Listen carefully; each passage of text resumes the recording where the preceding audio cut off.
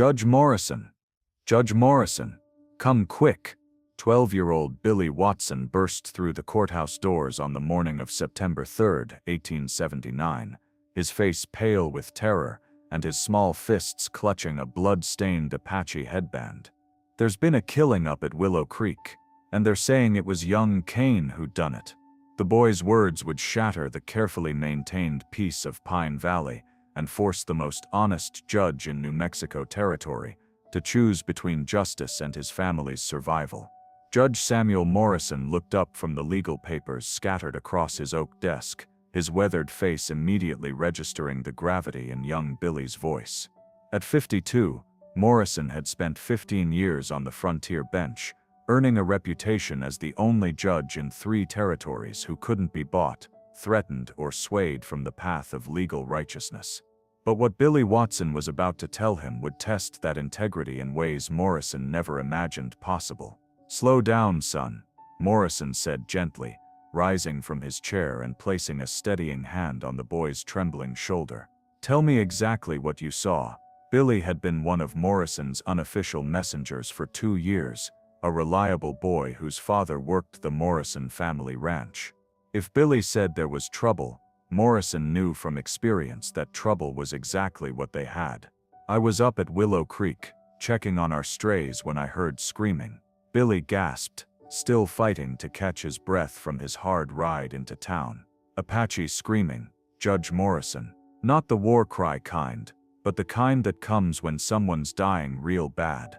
The 12-year-old's eyes were wide with the knowledge that no child should have to carry. "I crept up through the rocks and saw them." Morrison felt his stomach tighten with dread. Willow Creek was on the border between white settlement land and the Mescalero Apache Reservation, a place where tensions ran high even on good days. Any violence there could spark the kind of frontier war that would leave dozens dead before federal troops could restore order. "Saw who, Billy? Tell me everything." "Richard Kane," Billy whispered, naming the 23-year-old son of Vincent Kane, the most powerful rancher in Pine Valley. He was standing over an Apache girl, maybe 16 years old, and she was bleeding from her head something terrible. Kane had a rock in his hand, all covered with blood and hair. Billy's voice broke as he continued. "She wasn't moving, Judge Morrison. She wasn't moving at all." The words hit Morrison like a physical blow. Richard Kane was the heir to the largest cattle empire in the territory, the son of a man whose economic influence reached all the way to the territorial capital. But more immediately threatening, Vincent Kane was also the man who held the mortgage on Morrison's family ranch, the man whose political connections could end Morrison's judicial career with a single telegram, and the man who had never forgotten that judges were just men who could be broken like anyone else. "Did Richard see you, Billy?" Morrison asked, his mind already calculating the dangerous implications of what the boy had witnessed. If Richard Kane had indeed killed an Apache girl, the legal consequences would be severe enough. But if the Apache people believed that white justice would protect the son of a powerful rancher, the retaliation could plunge the entire territory into bloodshed. "I don't think so," Billy replied. "I stayed hidden in the rocks until he rode away." "But Judge Morrison, there's more." The boy's voice dropped to a whisper as he revealed the detail that would make this case impossible to ignore. The girl was wearing a white dress, like she was going to be married, and she had flowers in her hair, all wilted and bloody now. Morrison closed his eyes and felt the weight of inevitability settling on his shoulders like a lid blanket. An Apache wedding dress meant this wasn't just a random act of violence. It was the murder of a young woman on what should have been the happiest day of her life. The Apache people would demand justice not just for the killing, but for the desecration of their most sacred traditions. And that justice would have to come from Samuel Morrison's courtroom. "Billy, I need you to ride to the Apache agency and tell Agent Cooper what you saw," Morrison instructed, his voice steady, despite the turmoil in his mind. "Tell him I'll personally ensure that proper legal procedures are followed. Then I need you to keep quiet about this until the trial. Can you do that for me?" Morrison knew he was asking the boy to carry a burden that no 12-year-old should bear. But Billy Watson might be the only honest witness to a crime that could determine the future of white Apache relations in the territory. Within hours of Billy's report, Pine Valley was buzzing with rumors that grew more dangerous with each telling. By noon, everyone in town knew that Richard Kane was involved in some kind of trouble with the Apache, but the details varied wildly depending on who was doing the talking. Some claimed it was self-defense against an Apache raid. Others whispered about a love affair gone wrong. The most dangerous rumors suggested that the Apache were already planning retaliation against white settlers. Morrison spent the day gathering facts and dreading the conversation he knew was coming. Apache agent Robert Cooper confirmed Billy's account and added devastating details. The murdered girl was Little Star, daughter of Chief Red Bear and promised bride of the war chief Standing Wolf. Her death had occurred during the sacred ceremony that would have united two powerful Apache families. The tribal council was demanding that the killer be brought to justice immediately, or they would seek their own justice in the traditional Apache way. As the sun was setting behind the Sangre de Cristo Mountains, Morrison heard the sound he had been expecting all day: the heavy footsteps of Vincent Kane climbing the courthouse stairs. At 65, Kane was still a formidable man whose presence filled any room he entered.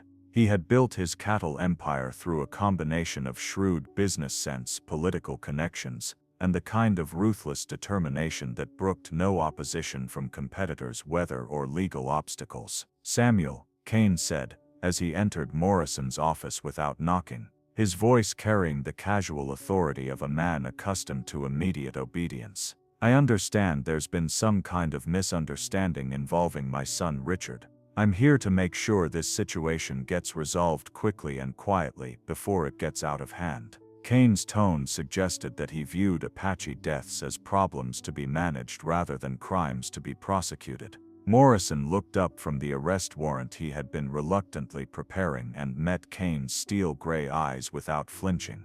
"Vincent, your son has been accused of murdering an Apache girl during her wedding ceremony. The witness is credible, and the Apache people are demanding justice. This isn't going away quietly."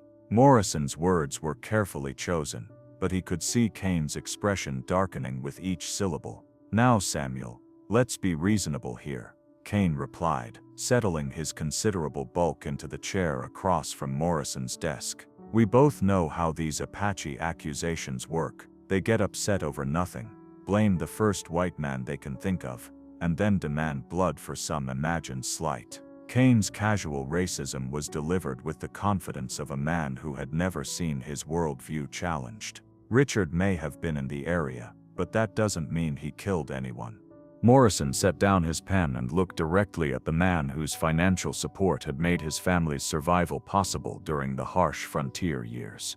"Vincent, I have an eyewitness who saw your son standing over the girl's body with a bloody rock in his hand. The Apache agent has confirmed her death and identified her as Chief Red Bear's daughter. This is a capital murder case, and it's going to trial." The change in Kane's demeanor was immediate and threatening. The pretense of friendly conversation disappeared, replaced by the cold calculation of a man who had crushed obstacles before and was prepared to do so again. "Samuel, I think you're forgetting some important facts about your situation here," Kane said, his voice dropping to a menacing whisper. "Like the fact that I hold the note on your ranch.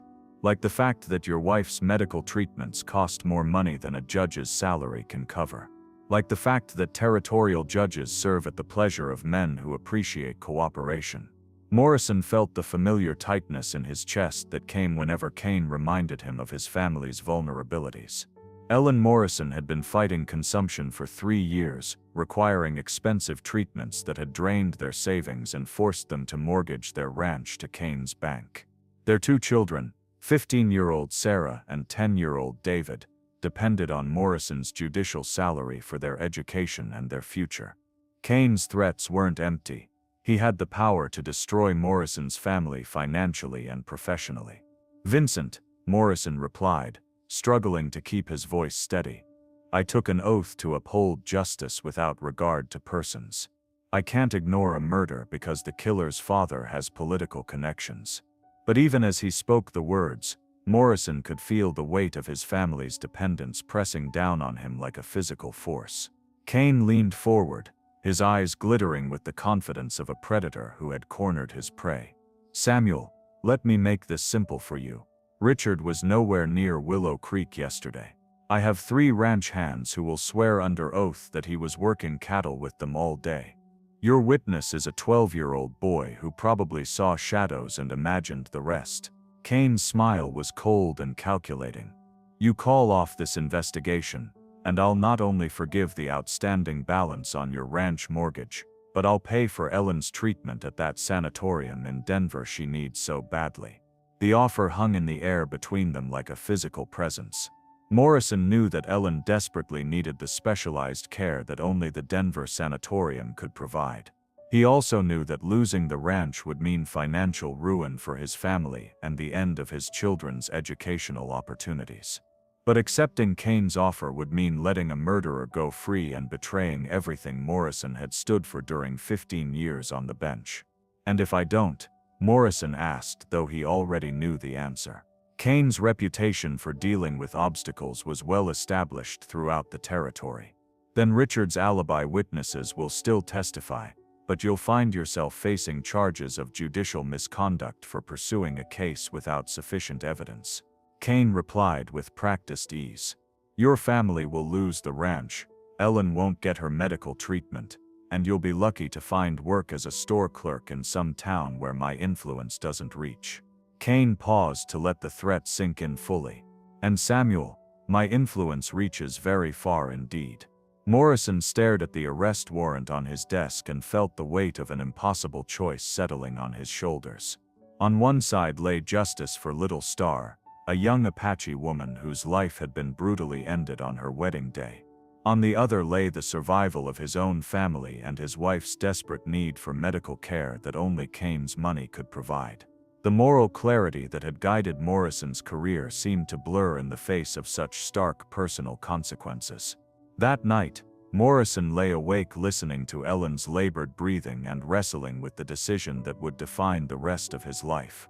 Through their bedroom window, he could see the Apache campfires flickering in the hills beyond town, where Little Star's family was conducting the mourning rituals that would continue until her killer faced justice.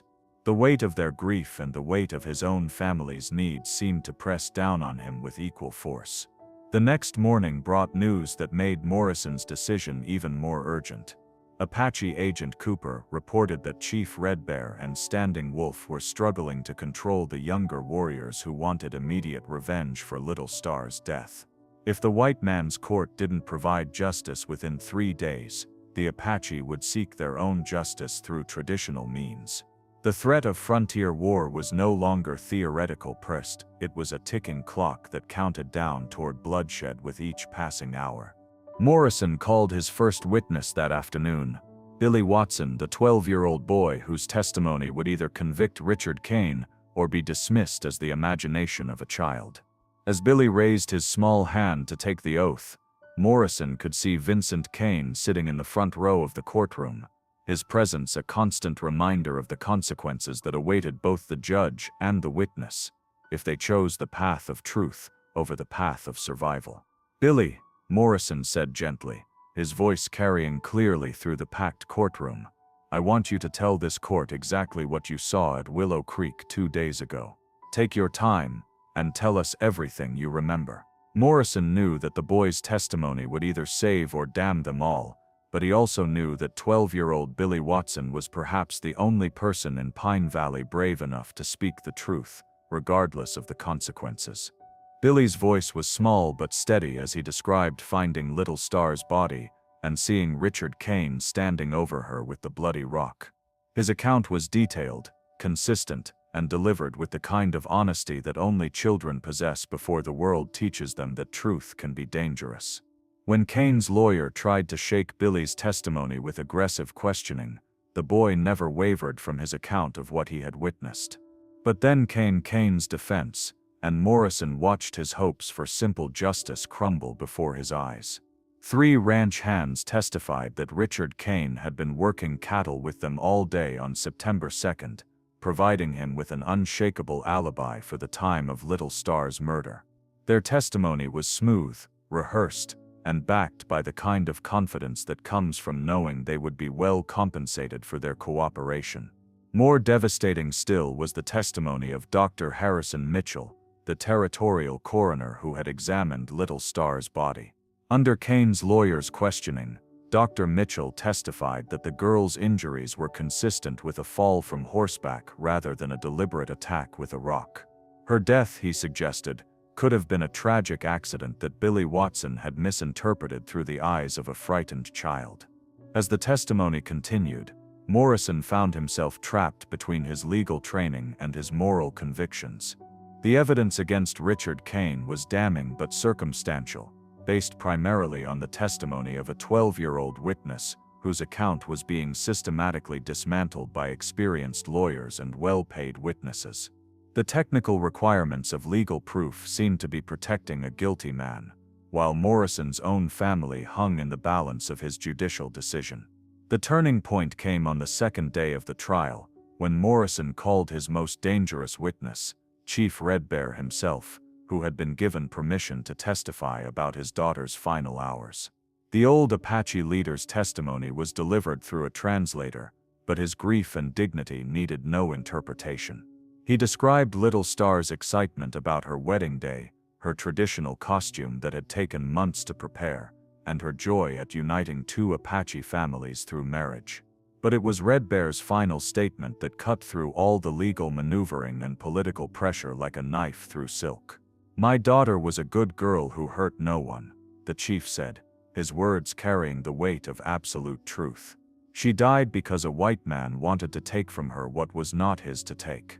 If your law protects such men, then your law is not justice but the enemy of justice." Morrison looked out at the courtroom and saw the faces that would judge his decision long after the legal proceedings were over.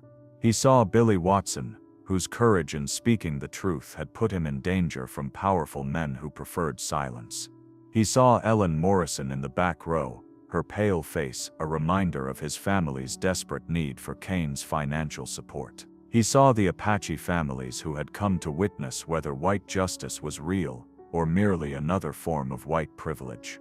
Most clearly of all, Morrison saw Vincent Kane, whose cold smile reminded the judge that this decision would determine not just Richard's fate, but the Morrison family's survival in a territory where Kane's influence reached into every aspect of economic and political life.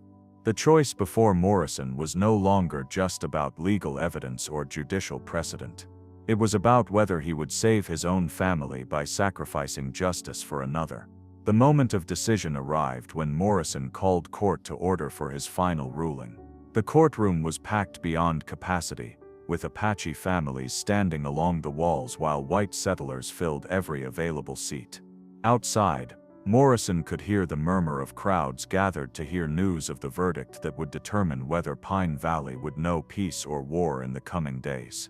"Ladies and gentlemen," Morrison began, his voice carrying clearly through the hushed courtroom, "this court has heard testimony regarding the death of the Apache girl known as Little Star, and the accusations against Richard Kane in connection with that death." Morrison paused, meeting Vincent Kane's eyes and seeing the mixture of confidence and threat that the rancher had used to control men for 3 decades. What Morrison said next would either establish him as a judge who could be bought, or as a man whose integrity could not be compromised even when his family's survival hung in the balance. The words that came out of his mouth surprised everyone in the courtroom, including Morrison himself, because they represented a choice he hadn't realized he was capable of making until the moment he spoke them. However, Morrison continued, his voice growing stronger with each word, "This court has also heard testimony that calls into question the credibility of the primary witness and the interpretation of the physical evidence. While the death of Little Star is undoubtedly a tragedy, the evidence presented does not rise to the standard of proof beyond a reasonable doubt required for a conviction of murder." Morrison felt his heart breaking even as he spoke the words that would save his family and doom his conscience. The reaction in the courtroom was immediate and explosive. Apache families began a low chanting that spoke of grief and betrayal, while white settlers murmured their relief that frontier justice had prevailed over Indian accusations. Vincent Kane's smile was triumphant, but Morrison could see something else in the rancher's eyes, the satisfaction of a man who had successfully demonstrated his power to control even the most honest judge in the territory. But Morrison wasn't finished. As the courtroom began to settle into the aftermath of his ruling, the judge called for order and delivered the second part of his decision, the part that no one in the room was expecting. However, Morrison said, his voice cutting through the noise like a blade, while this court cannot convict Richard Kane of murder based on the evidence presented, it is within this court's authority to order a coroner's inquest into the circumstances surrounding Little Star's death, to be conducted by federal authorities with expertise in such matters. Morrison met Vincent Kane's eyes and saw the rancher's confident smile faltering for the first time in the proceedings. Furthermore, Morrison continued, this court is ordering Richard Kane to pay restitution to Chief Red Bear's family in the amount of $500 to be paid from his personal funds as compensation for their loss and grief. The amount was substantial enough to acknowledge the severity of Little Star's death while stopping short of admitting legal guilt for murder. Kane's lawyer immediately objected, arguing that restitution implied guilt and exceeded the court's authority in a case where no conviction had been obtained.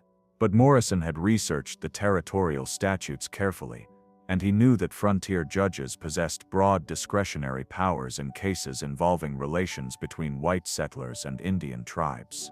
The restitution order stands, Morrison declared, bringing his gavel down with finality. And Mr. Kane, I want to be very clear about something. This court's ruling today is based solely on the legal standard of evidence required for criminal conviction. That should not be interpreted as a statement about what actually happened at Willow Creek, or about this court's opinion regarding the credibility of the witnesses who testified here. Morrison's carefully worded statement walked the finest of lines between legal necessity and moral conviction.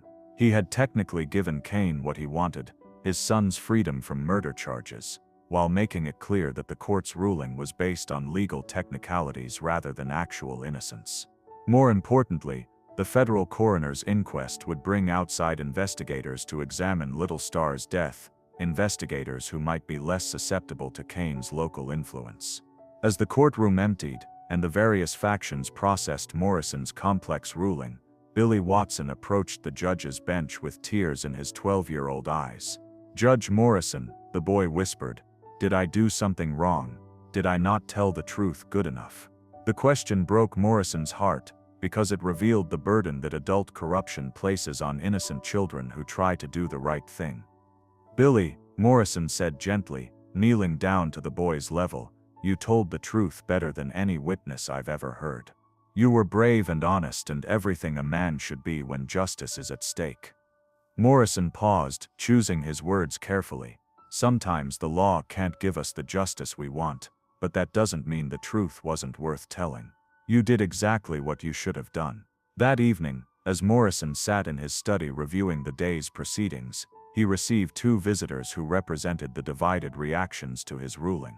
The first was Apache Agent Cooper, who brought word from Chief Red Bear that the Apache people understood the constraints Morrison had faced and appreciated his efforts to provide some measure of compensation for their loss. The federal coroner's inquest had given them hope that justice might still be possible through other means. The second visitor was Vincent Kane, who arrived after dark with a bottle of expensive whiskey and the satisfied demeanor of a man whose power had been successfully demonstrated. "Samuel," Kane said as he settled into Morrison's study, "that was some fine legal maneuvering you did today.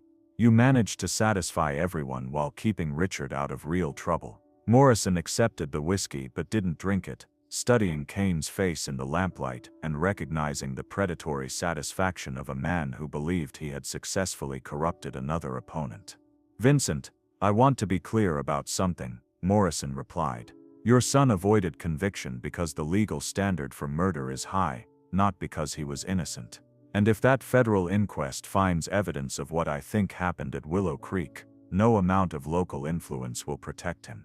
Kane's laugh was harsh and dismissive. "Samuel, you're still thinking like an idealistic young lawyer instead of a practical frontier judge. The federal investigators will find exactly what I want them to find, and Richard will never face charges for anything that happened to that Apache girl. Kane's confidence was absolute, based on decades of successfully manipulating legal and political systems to protect his interests.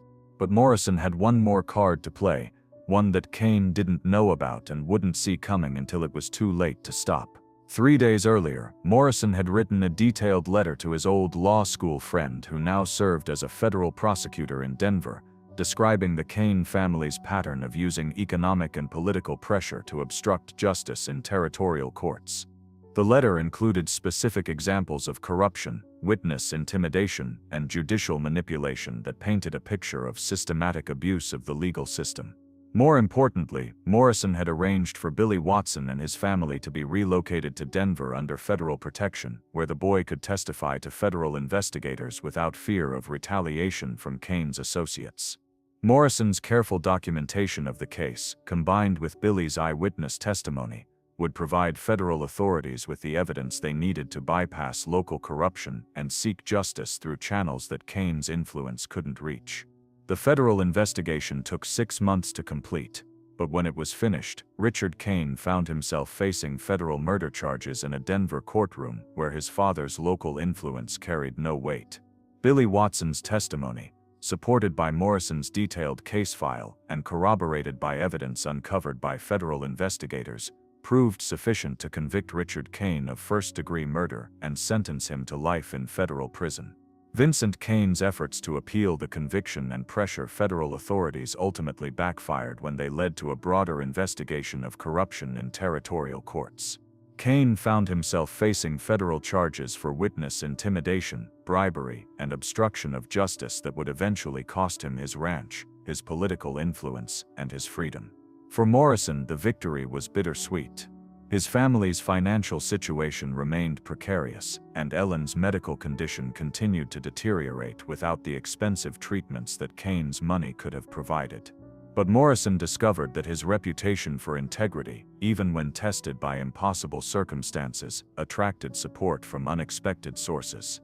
A group of territorial business leaders, impressed by Morrison's refusal to be corrupted despite enormous personal pressure, established a fund to cover Ellen's medical expenses and support families of honest officials who faced financial retaliation for doing their jobs.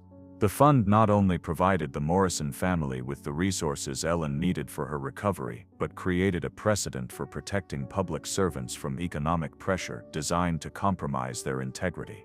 Billy Watson grew up to become a federal marshal, inspired by Morrison's example of standing up for justice even when the personal cost was enormous. His courage in testifying against Richard Kane, despite threats and intimidation from powerful men, established him as the kind of witness that federal prosecutors sought out for difficult cases involving corruption and abuse of power. Most importantly, the case established legal precedents that strengthened protection for Native American rights in territorial courts and created mechanisms for federal intervention when local corruption prevented justice in cases involving Indian victims. Little Star's death, while tragic, led to systemic changes that protected other Native American families from similar injustices. Years later, when Morrison was asked about the most difficult decision of his judicial career, he would always point to the day when he had to choose between his family's survival and justice for a murdered Apache girl. His initial ruling had satisfied no one completely, but his behind-the-scenes efforts to ensure federal investigation had ultimately provided the justice that local corruption had tried to prevent. The hardest part, Morrison would tell young lawyers, wasn't choosing between right and wrong. It was finding a way to do right when the system was designed to make doing right impossible. Sometimes you have to work within an unjust system long enough to create the conditions where justice becomes possible. The story of Judge Samuel Morrison's dilemma became a cautionary tale about the corrupting influence of economic power on frontier justice, but also an inspiring example of how integrity and careful planning could overcome seemingly insurmountable obstacles to create meaningful change. Morrison's legacy lived on in the federal laws that strengthened protection for Native American rights, in the ethical standards that made judicial corruption more difficult, and in the example he set for public servants who faced the choice between personal survival and public service. His decision to risk everything for justice, even when that justice had to be achieved through unconventional means, proved that individual integrity could still matter in a system designed to reward compromise and corruption. The courthouse in Pine Valley still displays a plaque commemorating Morrison's service, with an inscription that reads, "Justice delayed is not always justice denied, if those who seek justice never stop seeking." It serves as a reminder that sometimes the most important victories require patience, courage, and the willingness to accept short-term defeat in pursuit of long-term justice. Today, law students study the Kane case as an example of how individual integrity can overcome systematic corruption and how creative legal strategies can achieve justice even when traditional approaches fail. Morrison's willingness to risk his family's future for the sake of a murdered Apache girl became a defining moment in the development of ethical standards for frontier justice. But perhaps the most fitting memorial to Morrison's courage is the fact that Little Star's death led to changes that prevented similar tragedies for countless other Native American families, proving that sometimes one person's refusal to be corrupted can create ripples of justice that extend far beyond their individual case.